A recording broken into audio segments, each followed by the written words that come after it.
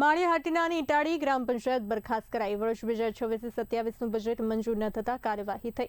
5 સામે 4 મતે પંચાયતનું બજેટ નામંજૂર થયું હતું। 4 બેઠકો બાદ પણ બજેટનો વિવાદ ઉકેલાયો નહીં। ઇટાળી પંચાયતનો વહીવટ હવે વહીવટદાર સંભાળશે। મારું નામ મુકેશ ડી વૈષ્ણવ, મદદનીશ તાલુકા વિકાસ અધિકારી, તાલુકો માળિયાહાટીના।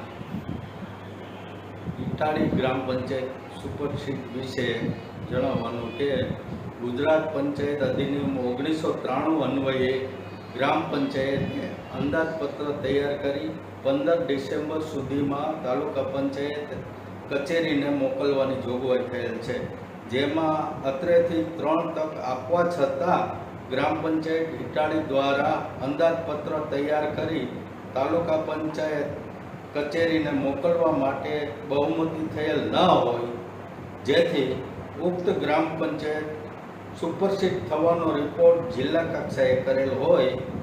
જિલ્લા કક્ષાએથી વિકાસ કમિશનર સાહેબને રિપોર્ટ કરવામાં આવેલ હોય।